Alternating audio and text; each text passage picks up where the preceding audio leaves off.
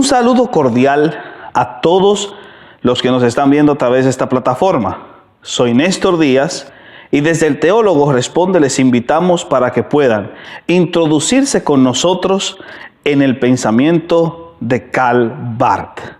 Para ello tenemos a un invitado especial que no pueden perderse porque nos ha dado una interesante exclusiva.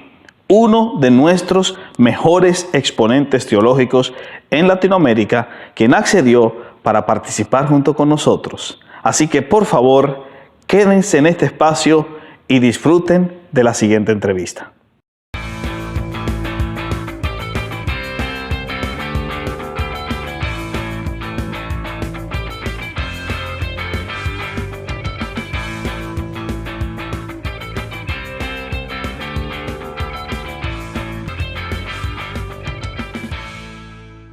El período que transcurrió entre las dos guerras mundiales fue muy fecundo en el interés marcado por ciertos lineamientos filosóficos que prevalecieron en el siglo XIX y otros propios de la época. Estos planteamientos motivaron la aparición de una teología dialéctica, en la cual se rechazaba el progresismo racionalista de la teología liberal y se afirmaba el valor de la ortodoxia como único camino para salvar el abismo que separaba el estudio de Dios como el gran otro y la capacidad humana para expresar con un lenguaje limitado las riquezas del ser divino. A este camino se le conoce como neoortodoxia. El gran hito histórico y terminus ad quo de la neoortodoxia será, sin duda alguna, la publicación del Comentario a los Romanos por Karl Barth en 1919. Texto donde se enfatizará la necesidad de la revelación bíblica a través de la palabra escrita y proclamada, con el fin de proveer la senda para que al abrazar al gran otro nos demos cuenta que sigue igual de lejos. Así, el pensamiento barthiano será la base de la neoortodoxia del siglo XX. Karl Barth fue uno de los teólogos más influyentes de la nueva época, el cual tras una experiencia espiritual tomó un rumbo novedoso por el cual se le ve como un nuevo Lutero. Este rumbo es el de la teología dialéctica. El concepto se debe a que, utilizando un lenguaje hegeliano, entendía que hay una relación entre nuestra capacidad para hablar de Dios como teólogos y nuestra imposibilidad para hacerlo como hombres. Más aún, el único camino en el cual Dios se revela es cuando viene verticalmente, de arriba hacia abajo en la encarnación. Cristo es el ideal antropológico que apunta hacia el Dios infinito. Sin él, sería imposible conocerle, puesto que Dios es eso que nosotros no somos y no conocemos. Nosotros somos eso que Dios no es, pero conoce. Ahora, téngase por seguro que la postura barthiana no se halla desligada de los marcos filosóficos que le sirvieron de referencia. Justamente para ello hemos invitado a quien ha sido considerado el mejor experto en Karl Barth que haya parido el mundo latinoamericano. Un orgullo para la nación argentina, y debo aclarar también, sin sonar lambiscón, uno de mis escritores favoritos, Alberto Roldán. ¿Quién es Alberto Roldán? Es un doctor en teología por el Instituto Universitario ICD, que tiene un máster en ciencias sociales, mención filosofía política por la Universidad Nacional de Quilmes, máster en educación por la Universidad del Salvador, director de posgrado del Instituto Teológico FIE, del cual también es uno de sus fundadores. Es también profesor adjunto de la Universidad Adventista del Plata, Prodola, Lee University en Cleveland, Tennessee, y CEMISU de Quito, Ecuador. Autor de más de 30 libros que pueden ser adquiridos fácilmente en Amazon y numerosos artículos en revistas especializadas. Es presbítero maestro de la Iglesia Presbiteriana San Andrés en Argentina y su especialidad está en los campos de teología contemporánea, ética y hermenéutica. Sin más preámbulo, pasemos a nuestro invitado especial. Don Alberto, un saludo cordial. Muchas gracias, hermano Néstor, por esta presentación tan elocuente que en realidad me pone muy feliz en lo que se refiere a que usted es un lector de mis obras, cosa que yo no conocía, lo cual me da mucha alegría, satisfacción. No sé si seré el experto más importante de Barth, de América Latina, lo cual es bastante ampuloso quizás, pero muy gentil de su parte. De todos modos, sí me he dedicado a estudiar a Barth y creo que en los 100 años, es decir, el centenario de la publicación de Karl Barth, de la Carta a los Romanos, su comentario tan importante, creo que es la única obra que se publicó en América Latina sobre Barth en ese momento, que es esta que muestro aquí, Karl Barth en América Latina. Curiosamente, Karl Barth nunca estuvo en América Latina, sino la idea mía, estimado Néstor, es jugar un poco con la idea de que no estuvo, pero sí estuvo. Es decir, no estuvo físicamente, que yo sepa, pero sí ha marcado a muchas de las corrientes teológicas en América Latina, de las cuales podemos hablar luego, ¿no? En realidad yo me he dedicado a estudiar la teología contemporánea, tengo mi base bíblica, soy pastor también. En las primeras tesis de formación teológica me dediqué a la teología paulina, con trabajos de exégesis, pero como he sido también periodista y me gusta lo social, político, la literatura también, entonces derivé a la teología sistemática. Pero siempre digo, pero no dejé la Biblia, si no se asustan los creyentes, no en las iglesias. Eso es cierto, eso es cierto. Oiga, una pregunta curiosa que tengo yo antes de pasar al tema. No me queda bien clara la relación con el señor David Roldán, director de la revista Teología y Cultura. ¿Ustedes son parientes y qué posición Sí, tiene usted en ese prestigioso órgano? él es mi hijo, David Alberto Oh, Rodán se llama. Es mi hijo, con mucha satisfacción lo digo, muy brillante y es el actual director. Yo comencé esa revista con él, fui el primer director, ahora quedó en muy buenas manos, él tiene doctorado en teología y doctorado en filosofía. Yo en realidad voy a darle algo un poco privado, pero esto va a salir al ciberespacio. En su casamiento lo dije también, así que esto de alguna manera ya está dicho públicamente. Yo lo veía él con mucha capacidad de ser exégeta también, porque tiene mucha habilidad con los idiomas, y para no repetirnos, pensé que iba a ser biblista, pero en realidad derivó también al campo de la teología sistemática y de la filosofía en particular, de modo que tengo la satisfacción de que mi hijo David Alberto sigue los pasos y me supera en algunos campos también. Así que esta es la relación familiar. excelente. De hecho, yo he leído muchos de los artículos de David y debo decir que de tal palo, tal astilla es un proverbio o un refrán popular que se cumple atinadamente. Sí. Sí. Bueno, entonces pasemos al tema que nos ocupa para así aprovechar el tiempo porque sé que personas como usted hay que atesorar cada minuto que se tiene con ellas. Como introducción, ¿por qué nosotros deberíamos hablar de Karl Barth todavía? ¿Qué pertinencia tiene Karl Barth en estos tiempos? Bueno, creo que una de las razones para las cuales estudiarlo es el hecho fáctico, histórico, de que Karl Barth ha sido el teólogo del siglo XX más influyente.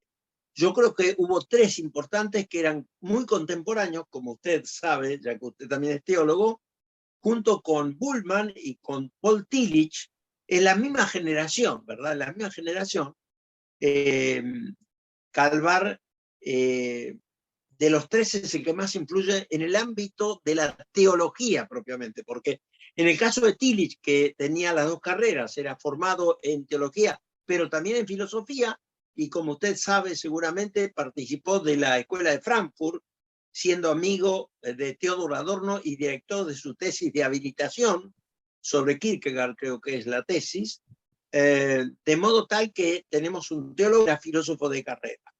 Y en el caso de Bullman, más que teólogo sistemático, como sabemos, es un teólogo bíblico, especialista en Nuevo Testamento y amigo de Heidegger y colega de Heidegger. De modo que ahí tenemos más bien un biblista, diríamos hoy, ¿no? En cambio, en el caso de Karl Barth, además de ser un teólogo, nunca dejó la pastoral, el trabajo pastoral y sus inquietudes intelectuales siempre estuvo detrás de cómo predicar la palabra de Dios o el Evangelio hoy a la humanidad, al ser humano. Entonces, su aporte tiene que ver con muchos campos, pero fundamentalmente con la pastoral, con la cristología, con los grandes temas de la teología como es la Trinidad, y es el que más influye marcadamente en la teología protestante, en la teología evangélica que pertenece al protestantismo. Siempre trato de explicar un poco a mis amigos católicos, ¿no? ¿Qué es esto de protestantes y evangélicos, ¿no? Bueno, todo arranca con el siglo XVI y la reforma de Lutero, seguida después con Calvino y demás. Ese es el protestantismo histórico, diríamos. Pero luego, como producto de eso, viene el mundo evangelical, llamado así. Por supuesto, son terminologías revisables, porque como usted sabrá, y los que están asistiendo a este diálogo, en Alemania la iglesia protestante se llama evangélica, de modo tal que es difícil distinguir tanto. Pero digamos, en los espacios de teología protestante, digamos histórica, como fue ISAL, Iglesia y Sociedad en América Latina, que en realidad siempre lo destaco porque fue una teología de la revolución bastante cercana a la teología de la liberación, digamos, pero anterior formalmente, históricamente, a la teología de la liberación. En ese espacio participaron Emilio Castro, que fue el primer discípulo directo de Barth, es decir, que estudió con Calvar en Suiza, allá en los años 50, el uruguayo, metodista. También participó mi gran maestro, entre los muchos que he tenido en mi larga carrera de teología, José Luis Miguel Monino. Fue muy influido por Barth, más allá de que no haya sido alumno directo. Emilio Castro, dije el uruguayo, también Rolando Gutiérrez Cortés, tal vez no tan conocido fuera del ámbito de México, no es cierto, Centroamérica, porque creo que era de Honduras o de, usted quizá me lo puede corregir, ¿no? Rolando Gutiérrez Cortés, Centroamérica, pero Sí, se era radicó en... centroamericano. No recuerdo muy bien todavía la nacionalidad, porque hace mucho que leía al autor, pero Claro. Y con mucha trayectoria pastoral en México DF, lo que es Distrito Federal, estuve en su iglesia. Y él fue alumno de Barth también directo. Luego, otros que recibieron su impronta fueron Julio de Santa Ana, otro uruguayo metodista, y así podríamos seguir la larga lista. Y el último de los discípulos que pude hacerle una entrevista para este libro que mostré, Juan Stam, también estudió con Calvar en Basilea, de modo tal que influye en el ámbito de las iglesias históricas, de las iglesias más posteriores, como la Bautista, como de otras denominaciones. Luego hay una gran influencia también en el caso del catolicismo.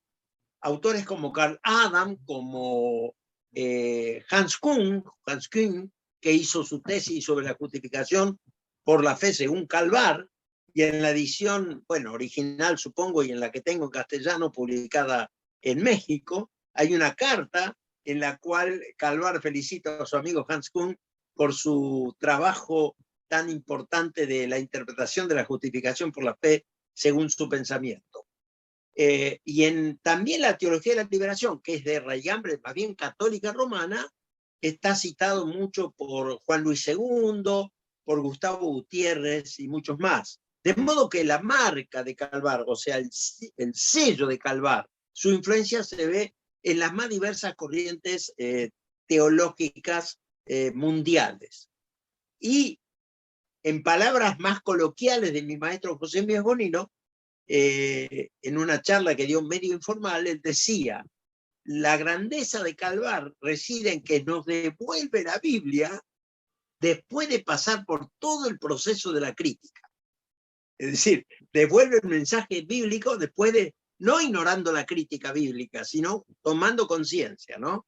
Porque para decirlo en modo más amplio, estimado Néstor, yo diría, lo grande de un pensador o pensadora es que no que ignore a quienes critican su fe, sino que puede atravesarlos, dialogar creativamente con ellos y seguir creyendo. Es decir, seguir creyendo sobre bases, diríamos, más sólidas.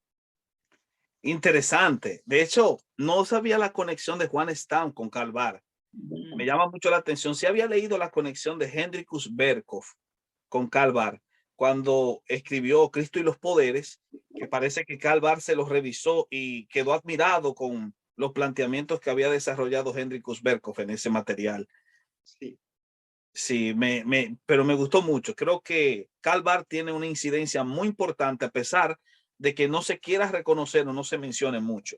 Y entrando Claro. en esa tesitura, ¿qué es la teología dialéctica barthiana? ¿Cómo nosotros podríamos definirla o conceptualizarla, hablar de sus bases epistemológicas y los principios teológicos más importantes que posee la teología dialéctica de Barth? Bueno, como él lo dice en algunos de sus muchos escritos, su obra es vastísima y solo la Chaire Dogmatique de unos 13, 14 volúmenes, de un promedio de 500 páginas cada volumen. Por eso algunos lo han llamado un padre de la Iglesia del siglo XX, y muchos lo asocian por la envergadura y la magnitud de su obra como un Santo Tomás evangélico, protestante, ¿no? Es una obra vastísima. Creo que tiene que ver con el hecho de que, como usted dijo en la presentación, recibe esa impronta de Hegel de trabajar por oposiciones, es decir, por la famosa tríada, ¿verdad? De la Es, afirmación, negación, sí, y afirmación, nueva afirmación, que para decirlo en lenguaje más teológico, que lo dice el propio Hegel en uno de sus muchos libros, textos, toma el caso del misterio de Cristo, el hecho de Cristo, ¿no? Entonces se lo asocia o lo grafica de esta manera. Muerte es negación. Cruz de Cristo es negación de la negación. Por eso hay resurrección. O sea, esa tríada que está en permanente movimiento. Entonces Barth dice en algún momento, nada es afirmado sin haber negado, ni negado sin haber afirmado. Entonces va trabajando por oposiciones para conseguir una síntesis que a su vez no se queda detenida porque es un proceso continuo dialéctico, y esta es más o menos la base, la raíz o la perspectiva que se ve en sus escritos, ¿no? wow, tremendo punto. De hecho, hay algo que a mí siempre me ha llamado la atención cuando se habla, por ejemplo, de Barth. Eh, Se dice que uno de sus principios teológicos más importantes es la idea de Dios como el gran otro Sí. y la encarnación como un ejercicio dialéctico que se expresa a través del lenguaje teológico, pero que ese lenguaje teológico tiene un problema porque tiene que ver con grandezas sublimes y al mismo tiempo con la dialéctica de esa sublimidad y la realidad finita del ser humano.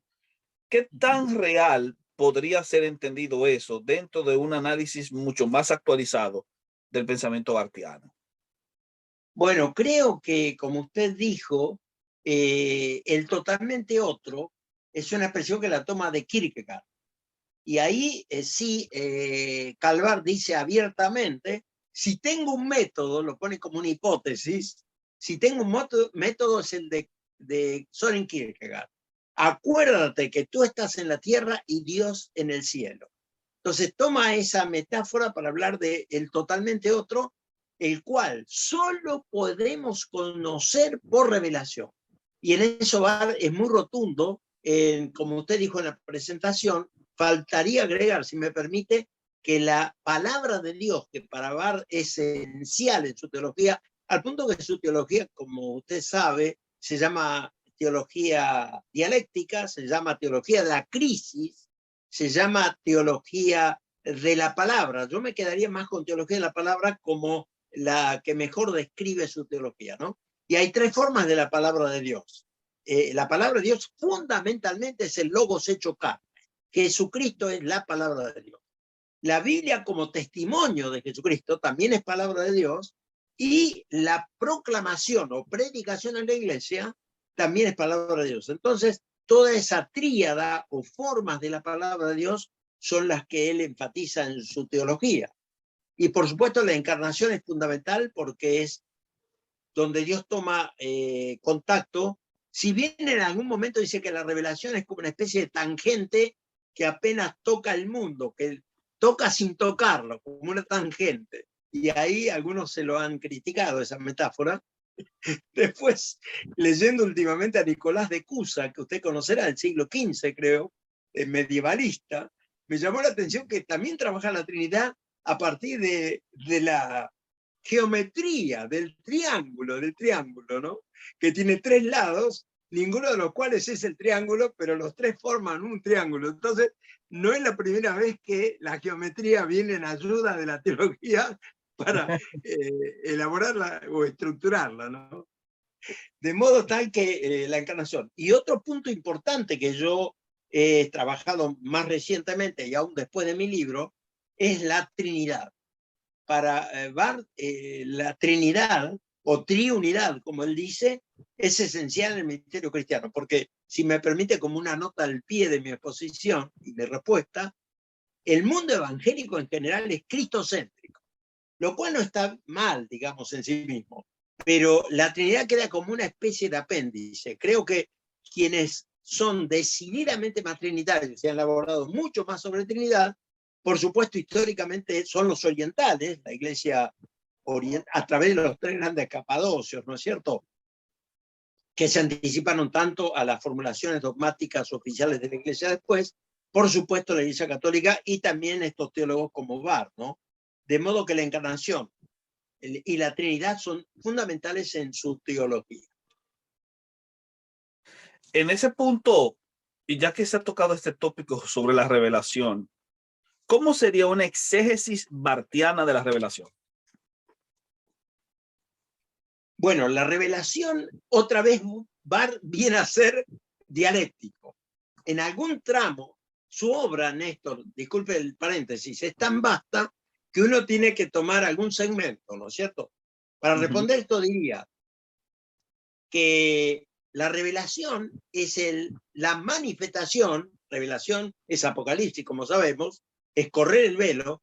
Dios hace su revelación, lo cual quiere decir que es autorrevelación. Nadie le exige, él de su propia voluntad y en su soberanía. Nunca olvidemos que es calvinista el hombre, que es calvinista, más allá de las críticas que le hace el gran maestro de París, de Francia, ¿no? Francés, en algún texto posterior, diría. Entonces, la soberanía de Dios siempre tiene que quedar bien clara y específicamente afirmada. Pero la revelación es autorrevelación de Dios, en la cual él soberanamente y como Él lo quiere, se revela y fundamentalmente se revela en la palabra. Revelación especial verbalizada. La revelación general no le da mucha importancia y como sabemos, lo que hemos leído un poco de Barth, ha tenido enfrentamientos con un gran teólogo también suizo, Emil Brunner, quien, si bien no suscribía a una teología natural propiamente, sí le da un espacio mayor a la revelación general, los cielos cuentan la gloria de Dios, etcétera, en Salmo 19, ¿no? Es decir, que de alguna manera Dios se revela también a los paganos, y bueno, esto lo toma más ampliamente Brunner. Entonces, la revelación es Jesucristo hecho carne, esa es la revelación. La palabra de Dios que da testimonio de la revelación, y creo recordar que también en su Cher Dogmática, y trabajé el volumen 1 no hace mucho, por eso Dios es, la revelación está íntimamente vinculada a la Trinidad, porque el Padre es el revelador, Jesucristo la revelación y el Espíritu Santo el revelamiento. O sea, supongo que también inventa los términos, hace neologismos con su gran creatividad. Pero entonces, el Padre es el revelador, la revelación es Jesucristo y el Espíritu Santo es el revelamiento, dice él. De modo que la revelación está muy íntimamente vinculada a la Trinidad. Wow, entonces en ese sentido, si Barth hace un acercamiento tan profundo, o en este caso, una mayor preeminencia a la revelación en Jesucristo, ¿se podría decir que hay en este caso una separación en términos de base epistemológica entre Tomás de Aquino, que da tanto énfasis a la revelación natural, y Barth, con su énfasis mayor en la revelación especial en Cristo Jesús? Sí, creo que son posiciones bastante diferentes, sí, exactamente, sí. Y ahí me parece, con todo el respeto y admiración de Barth, creo que no trabajó suficientemente esa cuestión. Porque si ahondamos y leemos con mayor criticidad, algunos pasajes, aún narrativos de Hechos de los Apóstoles, que ustedes recordaron, los que han leído Hechos de los Apóstoles, no sé si en Troas o por allí, Pablo dice a los paganos, si bien Dios siempre se ha manifestado a los grupos humanos, da a entender, y en Atenas dice del Dios desconocido que ellos adoraban, en él vivimos, nos movemos y somos, que es la cita de un poema griego, ¿no? Entonces, hay una revelación general que es un poco más de lo que me parece que Barth dice, se me ocurre. Sí. En ese caso, eso nos introduce en el tema de las famosas analogías. Hace poco estuve leyendo el libro que nuestro común amigo Jonathan Ramos escribió sobre teología de la teología, donde él hace un acercamiento a las analogías, la analogía entis en Tomás de Aquino y la analogía fidei en Calvar. Y aquí surge una pregunta. ¿Se podría decir que la analogía fidei es igual a la analogía Christi o son dos paradigmas distintos, son dos locus distintos? Si no, no creo que sean tan distintos, están bastante vinculados. Cristo y la analogía de la fe. Sí, me parece que sí.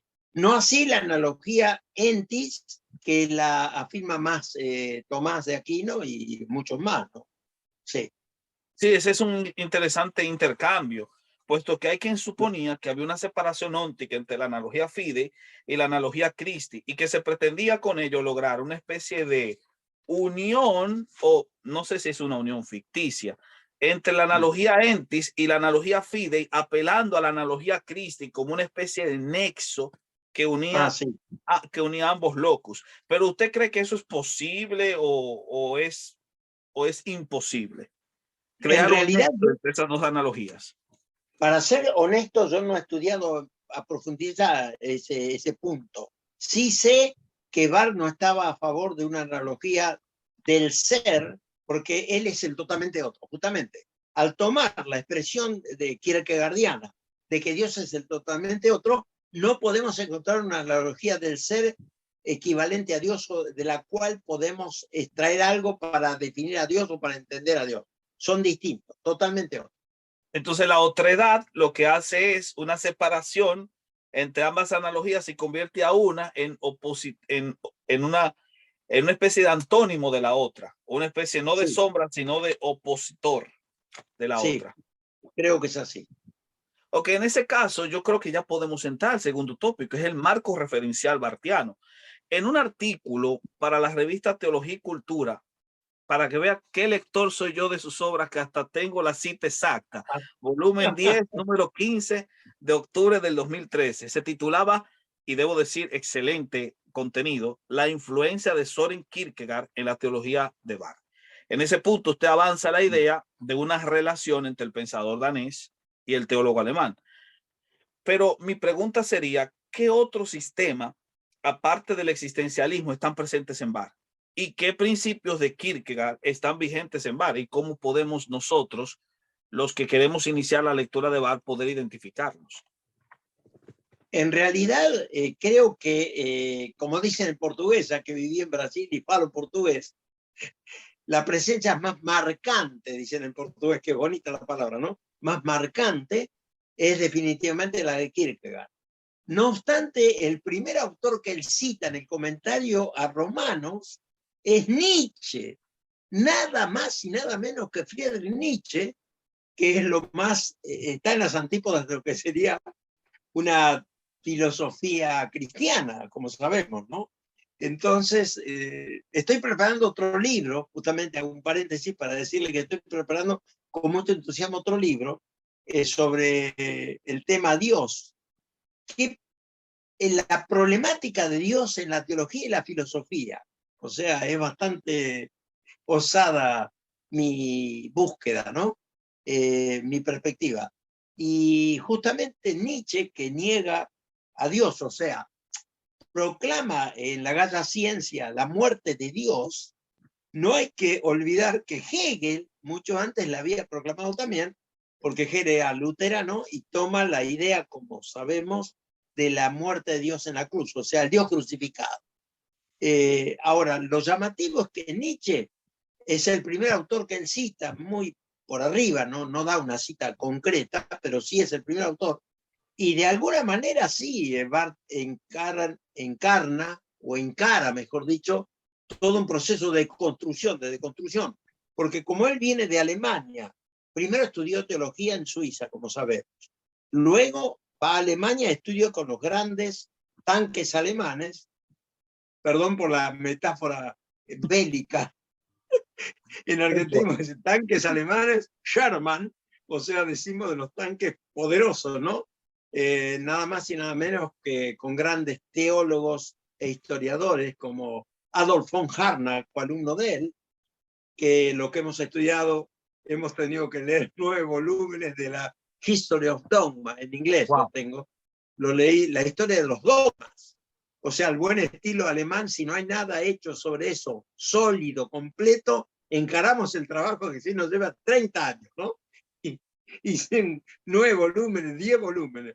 Estudia con ellos. Pero luego al volver a Suiza, durante ya la Primera Guerra Mundial, que empezó en 1914, ese evangelio liberal, que para decir en lenguaje sencillo decía que el hombre es bueno y que va hacia un progreso indetenible, hacia la perfección, decían los pensadores de la época antes de la Primera Guerra Mundial, se derrumba todo eso, entra en crisis, justamente teología de la crisis es eso, aunque también para Barth es teología de la crisis en que nos confrontamos con el querigma, entramos en crisis, Dios nos pone en crisis, y entonces él comienza a exponer Romanos y como sabemos da fruto a su gran comentario que él ni esperaba que fuera tan decisivo.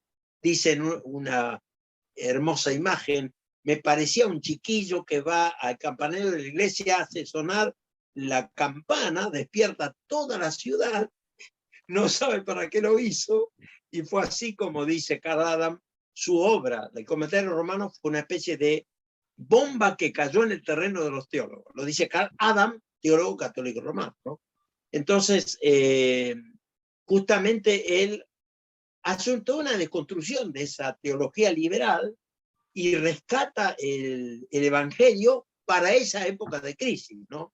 Y creo que ahí está el aporte. Pero además de Kierkegaard, definitivamente Kierkegaard, creo que ahí en Kierkegaard se ve sobre todo el tema del pecado, también la desesperación, y también el tema de la decisión. Ahí es donde yo veo, si me permiten mis hermanos que me verán calvinistas, ahí no es tan calvinista de los famosos 5 points, ¿se acuerda? O sea, Sí, los sí, 5 claro. puntos. El famoso tulip. El famoso tulip, total deprivation, y así sigue, ¿no? Entonces, no es el teólogo, no es el teólogo, digamos, ontológicamente teólogo que piensa la fe, no está para repetir fórmulas ya hechas, ¿no es cierto? Es decir, está creando pensamiento. Entonces, él justamente lo que hace es una deconstrucción y alguien de Túlico que suscribe plenamente al Tulip, o una teología calvinista bastante rígida, diría yo, con todo respeto, en mi sensación, nada de decisión, está todo decidido. Entonces, ahí ya rompe un poco con ese esquema y no, hay que tomar una decisión. Bullman también lo dice, Bullman era luterano. Entonces, el querigma, el mensaje de Cristo, el evangelio, nos confronta con decisión. Y eso de decisión también es bastante kierkegaardiano, creo yo. Pero finalmente, en mis lecturas de Barth y sus intérpretes, habría cierta influencia hegeliana también en el tema de la reconciliación del mundo, porque no olvidemos que en la perspectiva filosófica de Hegel, del espíritu absoluto, al final todo terminará siendo reconciliado por Dios y en Dios, ¿no es cierto? Entonces, el volumen o los volúmenes de la Chair Dogmática de la Cherdomatics destinados, o digamos, sí, dirigidos a exponer la salvación, la soteriología, Barth no los llama justificación, no los llama salvación, sino los llama reconciliación. Y ahí podría haber cierta perspectiva más allá de Hegel, hegeliana, más allá de que él lo critica en otros textos como su brillante exposición de la teología del siglo XIX, creo que es la obra, sí, del siglo XIX, donde él dice, qué lástima que pese a tantos esfuerzos del maestro Hegel, y después de esa gran catedral de pensamiento final que él parece elaborar, qué lástima que se haya equivocado. Wow, interesante. De hecho, muchos grandes autores que han tratado de hacer un acercamiento a la teología contemporánea y especialmente a Barth como uno de los grandes paradigmas sostienen la idea de que fácilmente podríamos identificar el pensamiento hegeliano, el pensamiento de Kierkegaard, incluso algunas nociones de Nietzsche, si bien Nietzsche esté más emparentado con Tillich que con Barth. Pero mi pregunta para usted, que ha hecho un estudio tan señero y tan profundo en el personaje, le ha dedicado tanto tiempo, ¿usted cree que podrían haber sombras, por ejemplo, de pensamiento de Heidegger o del pensamiento de Overbeck en la teología de Barth o no? Sí, de Overbeck sí, y lo destaco en mi libro, sí, ahí hay influencias. Y el otro autor que dijo, ¿cuál era? Ah, de Heidegger. Sí. Bueno, de Heidegger puedo decir dos cosas en este momento, que lo he estudiado también desde la teología. O sea, esto, otra vez un paréntesis que abro, y disculpe por tantos paréntesis, pero son notas al pie aclaratorias, ¿no?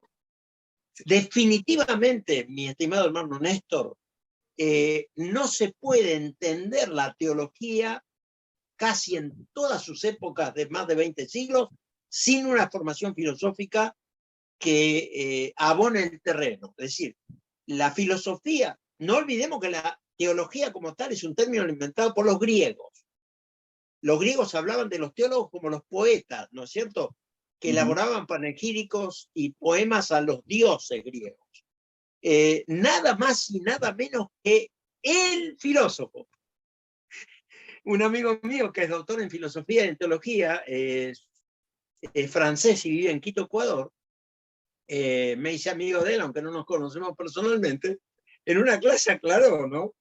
Era tan importante Aristóteles que en su época y posteriores, cuando se hablaba de el filósofo, no se dudaba, no tenían que decir quién era, Aristóteles.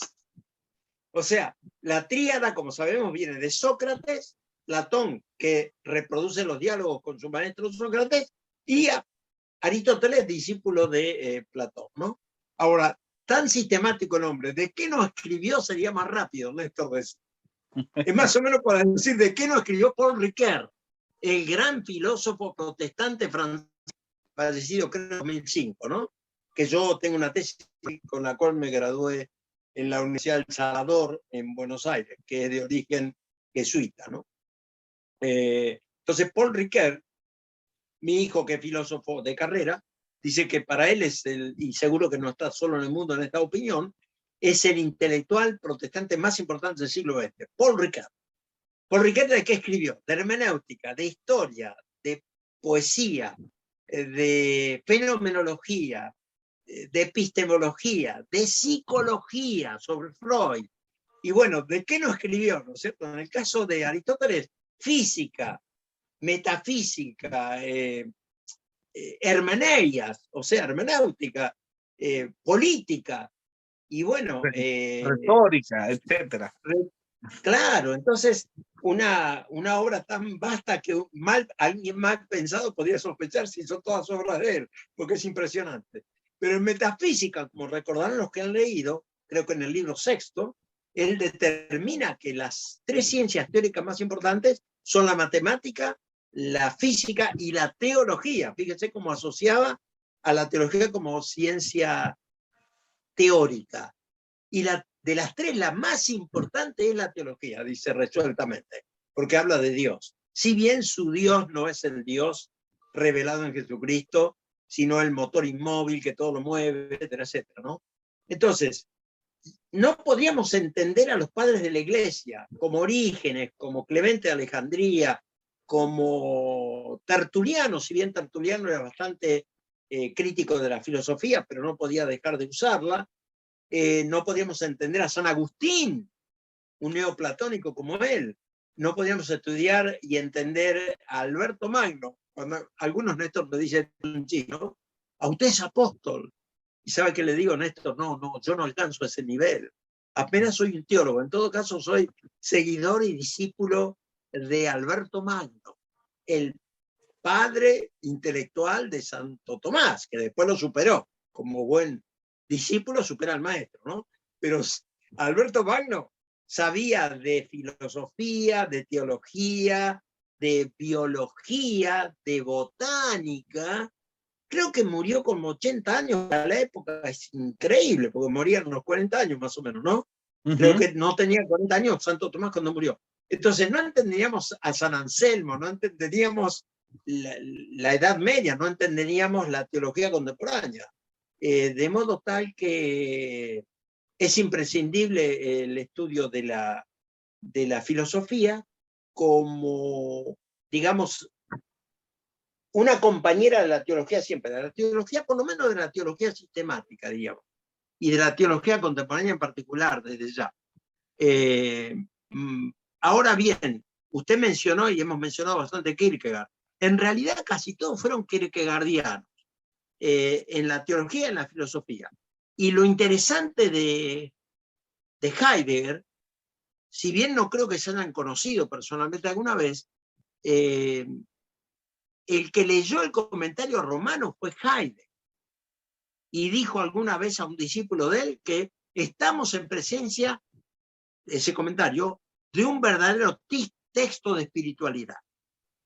Por la relación que tenía amistosa con el otro teólogo, Bullmann, en Marburgo, 1 o 2 años fueron colegas en la universidad, mientras en un aula enseñaba Heidegger su filosofía existenciaria, dicen los entendidos, más que existencialista.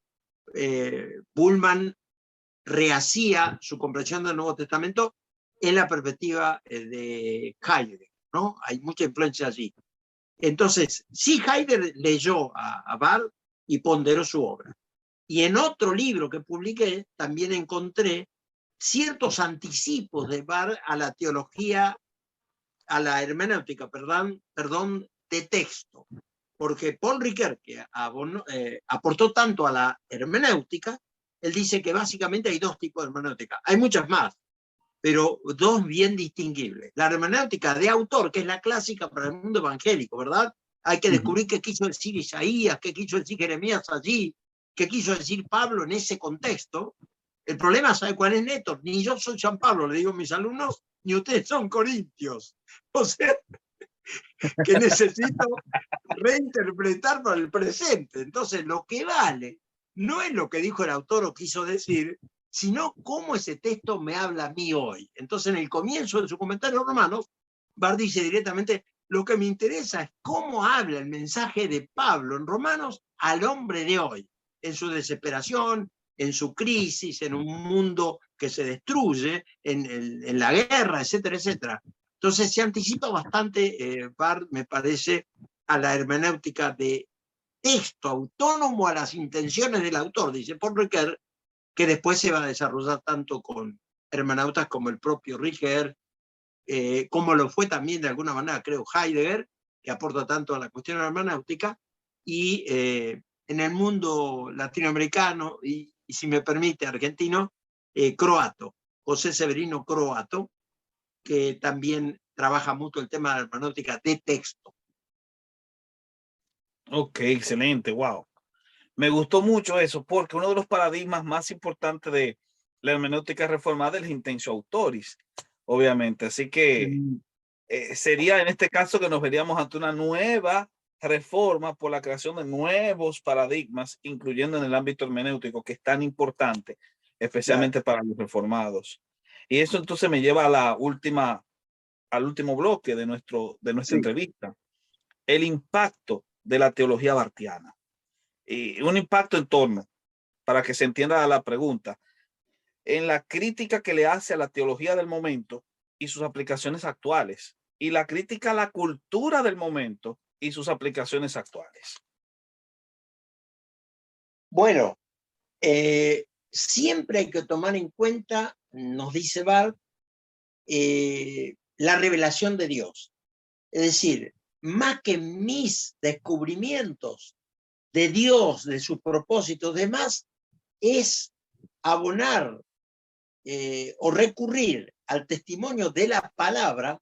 Por eso, si bien es cierto que Barth a veces dice, y esto muchos evangélicos lo rechazan y no lo leen a calor por haber dicho que la Biblia contiene la palabra de Dios, si bien es cierto que alguna vez lo dice, en otros también dice que es palabra de Dios.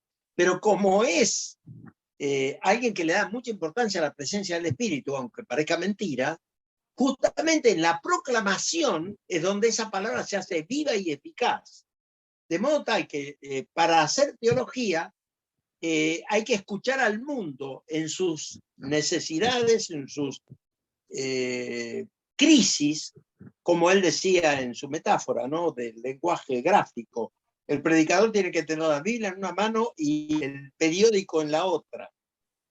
Estar sintonizando lo que la humanidad y el mundo en general está sintiendo, recibir esas demandas, esas crisis, esos mensajes, esos reclamos y responder con el mensaje del Evangelio, ¿no?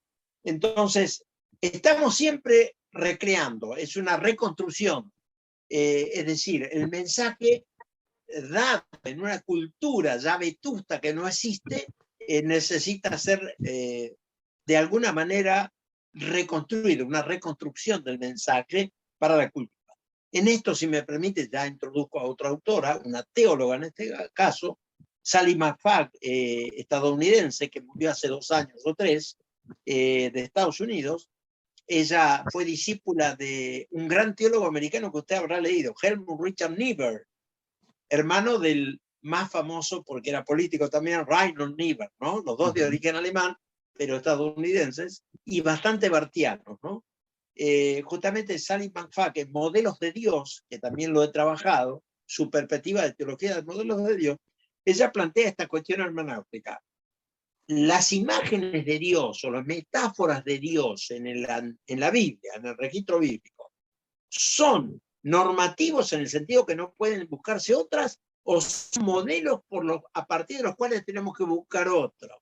Y entonces ella plantea que debemos buscar, por ejemplo, Dios como madre también, que si bien es cierto, no hay textos de prueba que diga, a ver, muéstrenme usted, Alberto, dónde dice Dios es madre, sí hay metáforas maternas, en Isaías 65, en Jesús cuando dice como la gallina cuida a sus polluelos, la ternura y demás, Dios como madre, Dios como amigo y Dios como amante. Y todo eso está en el registro bíblico, nada más que, como dice ella, se han quedado eclipsados por cierta corriente quizás fundamentalista que lo toma de manera fija, como que no podemos buscar otros modos de hablar de Dios a un mundo que no es el de siglos pasados, ¿no? Entonces, lo de Barth de alguna manera es una deconstrucción.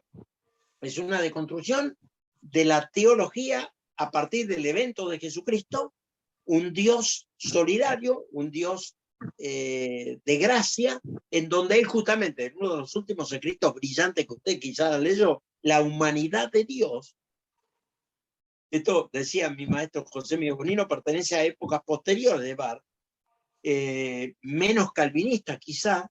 Él dice, si el maestro Calvino hubiera conocido esta dimensión de la humanidad de Dios, que en otras palabras, para decirlo simplemente, hermano Néstor, es que Dios no necesita aplastar la criatura para ser él el soberano, sino que se hace amigo del ser humano y se encarna en Jesucristo. Si el maestro Calvino hubiera conocido esta dimensión, quizás su modelo eclesiástico, su ministerio o la ciudad de Ginebra no hubiera sido tan oscura, tan de miedo, de ocultamiento y no de alegría, algo así de él, ¿no? Entonces estamos siempre en un proceso de reconstruir, y por influencia de lecturas en Jacques Derrida, ese gran filósofo también de origen judío, ¿no es cierto? Derrida, él dice que al leer un texto, estoy convencido yo, también se lo deconstruye. Se lo lee en una situación existencial, cultural, histórico, física, distinta a la que fue concebido o fue estudiado en el siglo XII, XIII, XIV, ¿no? Entonces estamos siempre en un proceso de deconstrucción. En ese caso, y ya como una de las preguntas esenciales que podría ir llevándonos a la recta final, ¿habría peligros en esa perspectiva de construccionista que vemos en Barth? Por ejemplo, peligros para el que hace la interpretación actual del texto o para aquellos que reciben el mensaje. Siempre y cuando no alteren el querigma en su esencia, querigma tan bien estudiado por aquel biblista tan notable, cuyos escritos son válidos hasta hoy, Charles Harold Dodd, que seguramente los estudió, en conferencias que dio en Estados Unidos, creo, y no sé si no fue invitado por John Mackay en Princeton. Tengo el libro de él, que se llama The Apostolic Preaching and Its Developments. Está en castellano, La predicación apostólica y sus desarrollos. Él detecta que en el querigma primitivo que se da en los mensajes de Hechos de los Apóstoles a partir del notable mensaje de Pedro en Pentecostés, y así sigue Pedro y Pablo y demás, se encuentra un querigma esencial.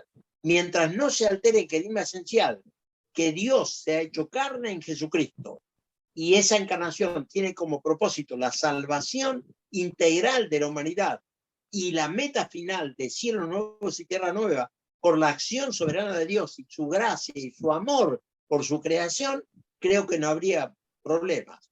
El problema es cuando se altera lo central de querigma, que en palabras de Pablo directamente sería la cruz de Cristo. En ese caso, entonces, ¿qué aportes daría la teología barthiana para, y aquí quiero hacer una segmentación de distintos grupos que podrían estar viéndonos y que sé que pueden sacarle provecho a Barth de una forma más especializada?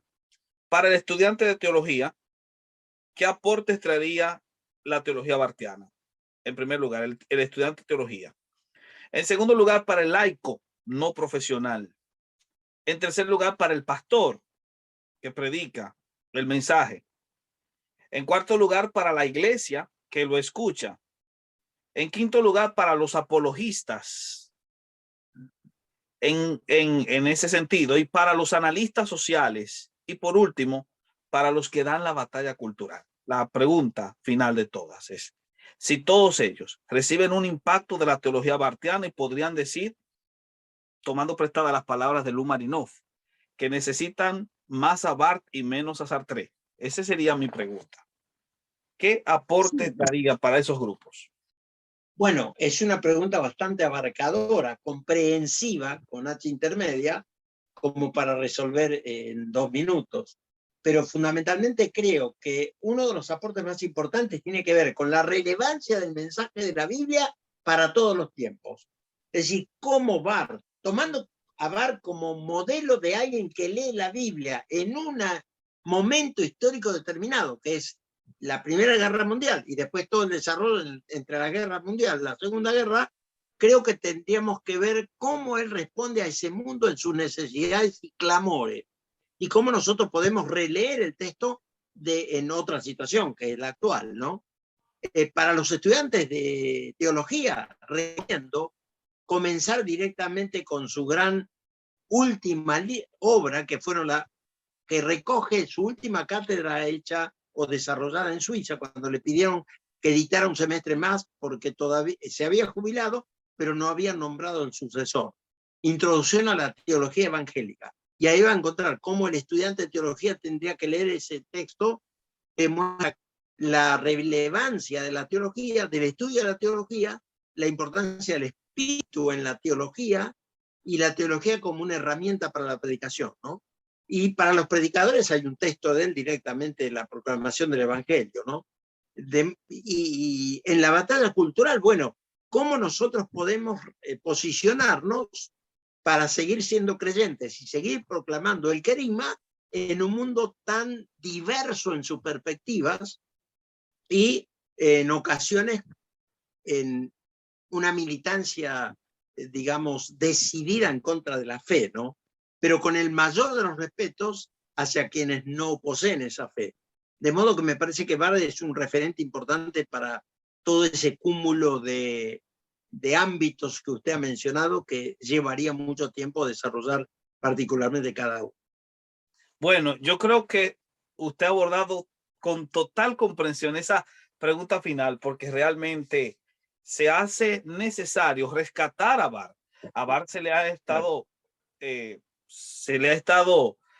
dejando aparte, cerrado dentro de los círculos académicos, y se ha olvidado las implicaciones directas que tendría con el cristiano de a pie, y especialmente con aquellos que están haciendo un trabajo en el ámbito de la apologética y también en el ámbito del estudio. De hecho, es lamentable que muchos de los seminarios que conozco, seminarios que son serios, que son honestos en su interés en formar a los creyentes que se insertan o se inscriben ahí, deciden colocar a Barth como un tópico dentro de una asignatura de teología contemporánea y a veces viéndolo con malos ojos. Creo que para ellos sería muy bueno volver a tener en consideración el consejo de que antes de criticar a un autor hay que leerlo primero. Claro, correctamente. Y refuerzo lo que usted dice por mi experiencia como docente en teología. Cuando comencé a enseñar teología hace muchos años, primero, como era muy joven, me ofrecieron que dicte sectas falsas. Y entonces yo digo, Néstor, lo primero que averigüé es cuáles son las verdaderas, para no equivocarme. Excelente punto, qué interesante manera de Bueno, iniciar. con el tiempo, cuando tuvieron un poco más confianza con este joven teólogo, profesor de teología, llegué a profundizar y exponer teología contemporánea, teología latinoamericana. En teología contemporánea se leía algún pequeño librito de algún estadounidense que criticaba a Barth, Bruner, Tillich, sin citarlos. O sea, un pequeño librito apologético en el mal sentido del término, que no invitaba a leer a Barth, sino a hacer una crítica despiadada fuera de fundamentación. Entonces, en cualquier carrera de filosofía, en cualquier universidad de América Latina seria y del mundo, van a estudiar directamente obras de Platón, de Aristóteles, de Hegel, de Nietzsche, o sea, hay que ir a los textos y batallar con ellos. En cambio, la teología en general en América Latina está estudiada más bien como doctrina. No hay centros en los cuales, algunos hay, excepciones siempre hay, donde se estudie a la teología per se, no a la doctrina bautista, presbiteriana, luterana, que ya está en los libros, ya está en los libros. Si uno lee los catecismos y ya está, ¿verdad? Si todo fuera así, no tenemos ni gastar tiempo ni dinero en seguir leyendo y comprando libros. Pero lo que tratamos de profundizar en la temática, necesitamos siempre ir a las fuentes, ir a las fuentes. Y ese es el mejor método para entender a un autor. Wow, tremendo. Última pregunta. Ya usted mencionó que va prontamente a lanzar una nueva publicación, una investigación que está realizando. Y esta es la pregunta que quiero hacer. ¿Qué cosas novedosas podemos esperar de Alberto Roldán en estos próximos años? Bueno, el proyecto que tengo bastante avanzado, estoy buscando algún editor que le interese. Siempre digo a los que no saben cómo se produce un libro, cuántas personas tienen que estar en la gestación del libro. Un autor o autora que le apasione escribir sobre un tema. Segundo, que aparezca un editor o editora que le interese publicar eso. Lo tiene que leer, que ponga el dinero como para publicarlo, correr con los gastos y demás. Después de editarlo, publicarlo, a una imprenta, publicarlo, ahora también hay versiones digitales, y luego la distribución, porque el libro puede ser excelente, pero está en un garage o en un galpón ahí, en la caja, y nadie se entera, ¿verdad? El tema ahora tiene que ver con la teología de Dios, o sea, ¿qué es eso? llegué a la conclusión, que me puedo equivocar, que los teólogos y teólogas de América Latina, evangélicos, escriben mucho sobre eclesiología, cristología, misión, escatología, y todo está bien. De lo que menos se escribe, me parece, sobre Dios. Aunque parezca mentira que son teólogos y teólogas, que teología es logos de Dios, ya el planteo Dios parece ser que asusta, y realmente en algún sentido asusta, aterra, y no se escribe tanto. Entonces, mi idea inicial, en el primer capítulo fuerte y con algo de osadía, es Dios como problema para la filosofía y la teología. Y después de eso trabajar revelación y Trinidad. O sea, serían tres ejes fundamentales que Dios, como planteo, tanto filosófico como teológico, la revelación y la Trinidad.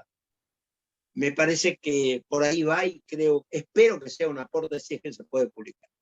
Bueno, debe saber que en primera fila contará con mi persona dispuesto a adquirir ese material para insertarlo en la biblioteca, porque realmente es un interesante acercamiento el que propone.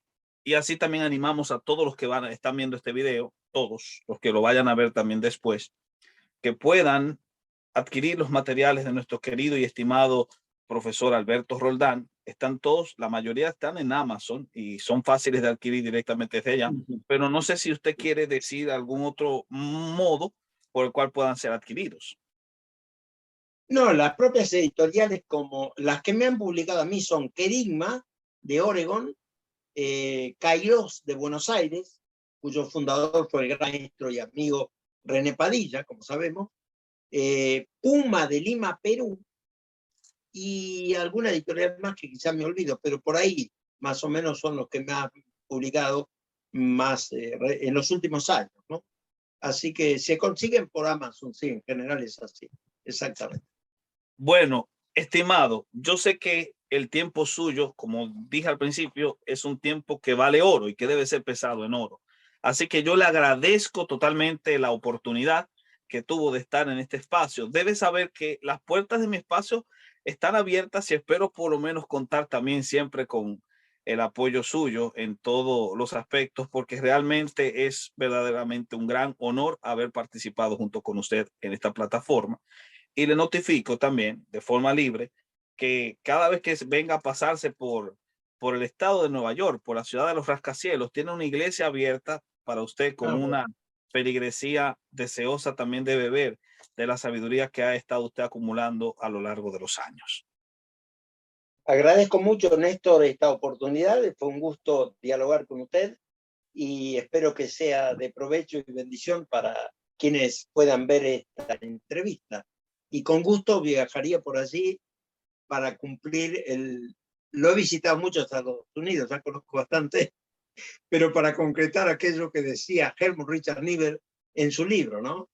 The Kingdom of God in America, América del Norte, Reino de Dios, para ver cómo está el Reino de Dios en América.